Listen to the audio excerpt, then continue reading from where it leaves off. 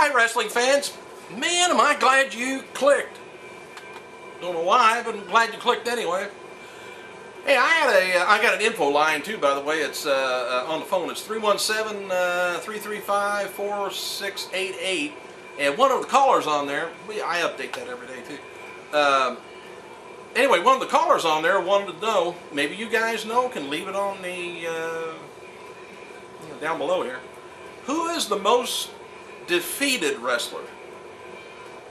I thought it was SD Delivery Jones, but I can't remember right now. I thought I heard that one time, but let me know if you know who it is.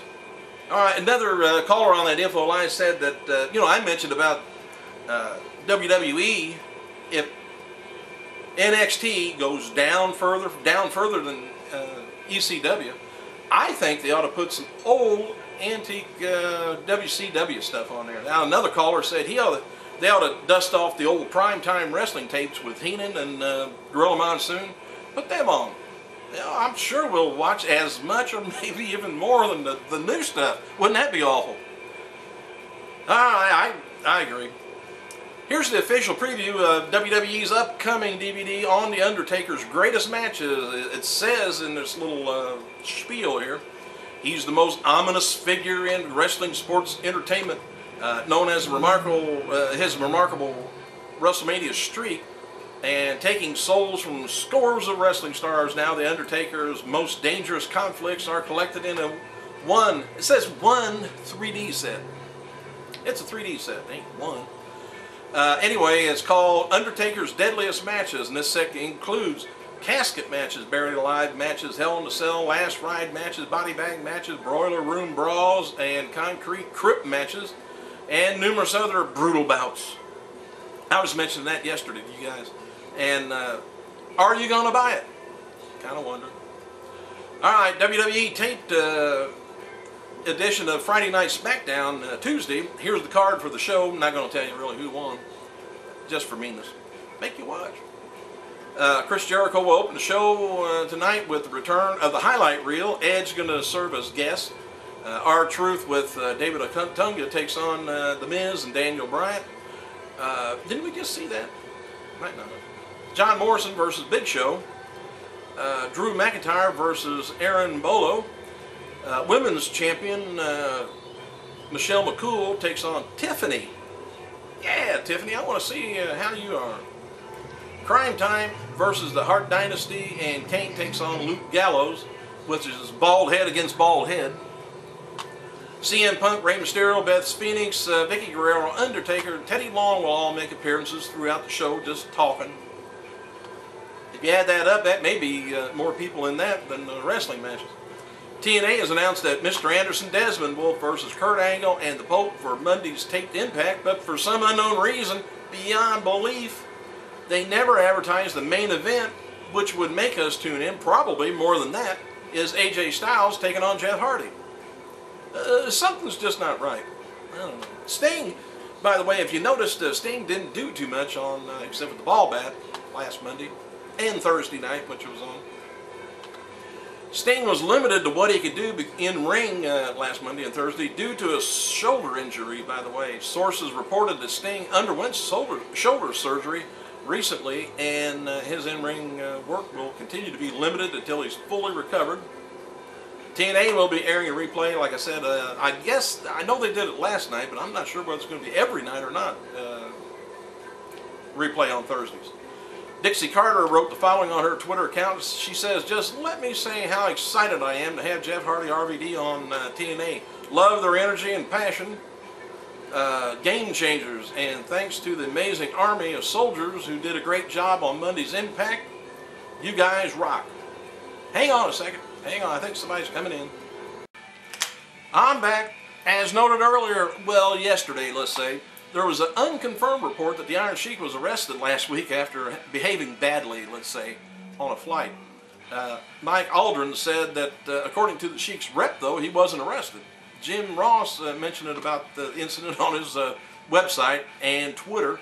Ross wrote, says, "Small world, an old friend of mine on a flight from Vegas to Atlanta this week was seated in the same row, row 10, and reportedly the rowdy Iron Sheik says, my friend who's not in the wrestling business sent me a few messages describing the scene, which apparently was a little weird. The whole aura around the Sheik is. It's hard to believe that, he said, when I first met the Iron Sheik, he was quiet, weighed about 195 pounds or so, with hair, and was a regular traveling partner with Danny Hodge. Anyway, Ross wrote also, a friend called from Vegas airport and said it was loud and noisy there. The reason the Iron Sheik was boarding, it said maybe too many jabronis were around.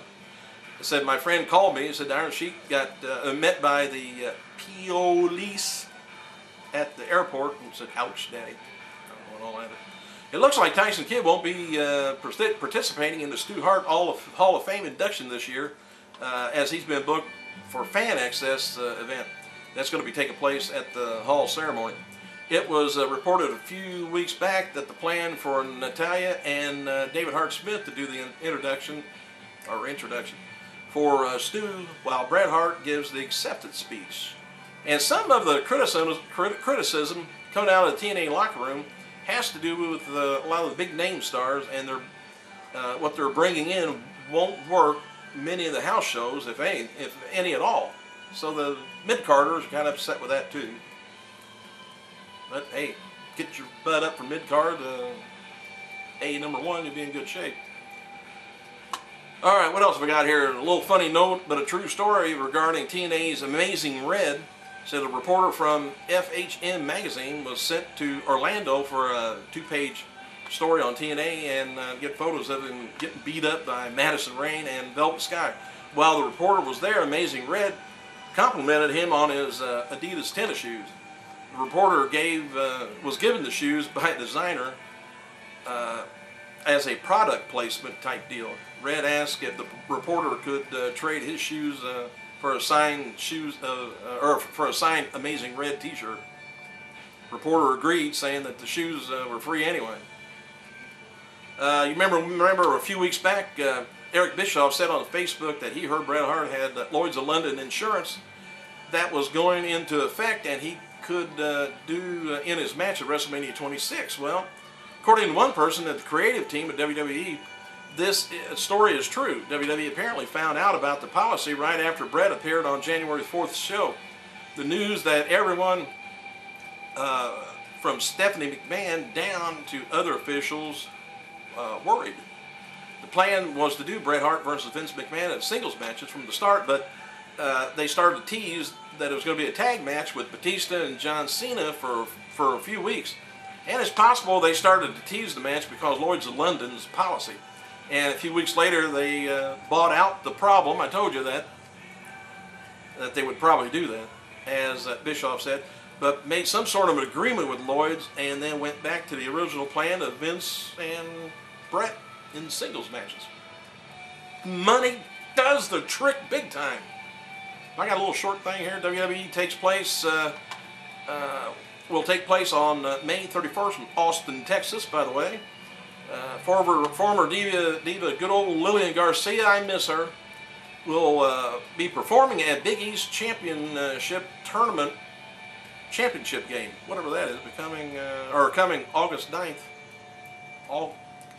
Coming Saturday night, Madison Square Garden. Not sure what that is. And Steve Austin is going to be the Grand Marshal of the Food City 500-mile race. March 21st, Bristol Motor Speedway. The race will air on Fox that day. Please make a note of it. I better get the hell off here before I stumble and fumble some more words. But I do say, I gotta go.